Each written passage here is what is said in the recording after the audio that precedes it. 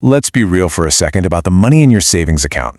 The money you worked so hard for. Well, right now, as we speak, it's actually losing value. It's kind of just rotting away. So in this explainer, we're going to break down exactly how that's happening, and more importantly, the super simple steps you can take to stop the bleeding. All right, let's get into it. So think about it.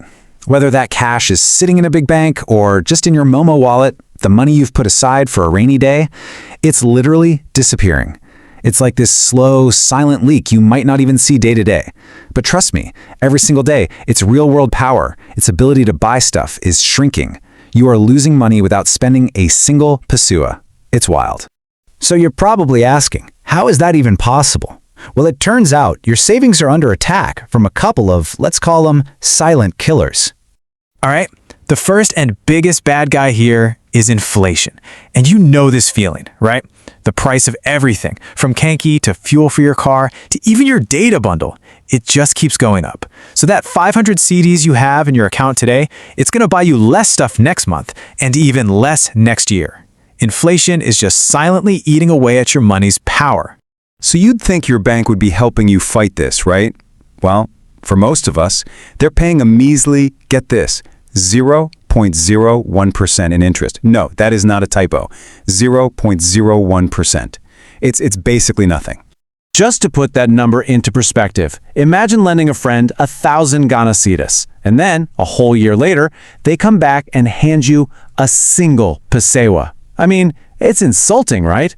The bank is taking your money, using it to make huge profits, and they're giving you basically none of the reward. Which really leads to a tough question you have to ask yourself. If you looked at your bank statement last month and saw less than 1 cent in interest, are you really a customer, or are you basically just a donor, giving away your money's future to a massive corporation? Okay, so right about now, you're probably thinking, fine, I'll just take all my money and throw it into stocks or crypto to beat inflation. And look, I get it. But jumping straight into investing without a proper safety net, well, that can be a huge mistake. I love this analogy because it just paints the perfect picture. That backpack full of rocks, that's the weight of having no financial cushion. It just makes you slow, it makes you vulnerable, and you're totally unprepared for all those little unexpected slips and falls that life is definitely going to throw at you. Because think about it. The second a real emergency hits, a sudden medical bill, your car breaks down, you're going to be forced to sell your investments. And let's be honest, you'll probably have to sell them at the absolute worst time. Probably for a loss, just to get the cash you need to get by. So what's the answer then? Well, it's actually way simpler and more achievable than you might think. It's all about building a small, dedicated safety net, something that gives you this huge sense of psychological freedom. And the number. The first big goal to aim for is just 2,000 Ghana cedis. That's it. Look, it's not a fortune, but it is an incredibly powerful tool that can totally change the game for you.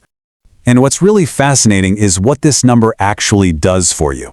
There was this recent study from Vanguard, and they found that having just that 2,000 GHS set aside gives people a massive psychological boost. It's that peace of mind. It's knowing you can handle a surprise without having to go get some crazy high-interest loan from a loan shark app. So how big of a boost are we talking about? People with that small buffer said they were 21% happier with their financial situation. 21%! See, this isn't about getting rich overnight. It's about cutting down on stress and avoiding those awful, desperate financial choices we sometimes have to make.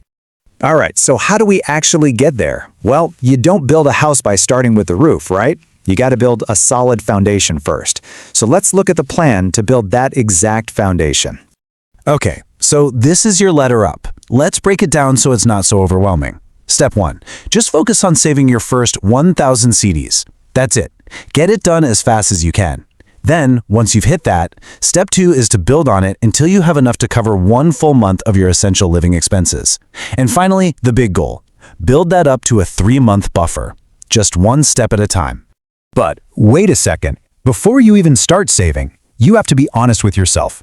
If that emergency money is just sitting there, staring you in the face every time you open your Momo app to buy some airtime, how long is it going to be before you dip into it? Come on, it's just human nature to want to spend what's right in front of us. And that's why this next part is so important. You need separation. You need that out of sight, out of mind security. This money, it is not for daily spending. It is for emergencies only. And it has to live somewhere completely separate from your day-to-day cash. Okay, So where exactly should this separate fund live? You need to park your cash somewhere smart, a place that's safe, that's accessible, and that actually works for you instead of against you. The answer is what's called a high-yield savings account, or something similar like a money market fund. You can find these at a lot of investment companies right here in Ghana. This becomes your cash parking spot. It's totally separate from your daily spending, it keeps your money safe, and this is the best part, it actually pays you an interest rate that helps you fight back against inflation. It's not that insulting 0.01% from your main bank. And think of it this way. Having this cash buffer means you can avoid that crippling high-interest debt. I mean, avoiding a 25% interest loan is basically the same as getting a guaranteed 25% return on your money. It's a no-brainer. You stop bleeding money and you finally start letting the power of compounding work for you, not against you. Which really brings us to the most important takeaway of all this. If you want to build a financial life that won't just collapse when things get tough, you have to start with the boring foundational work first. You just can't skip this step and jump straight to the fun stuff like investing. Not until this foundation is absolutely rock solid. This emergency fund, this is the bedrock. Everything else, your investments, your big goals, your peace of mind, all of it gets built right on top of this. So I'll just leave you with this one question. After everything we've talked about, take a really honest look at your own finances. Is your financial foundation built on solid rock, or are you trying to build your future on quicksand?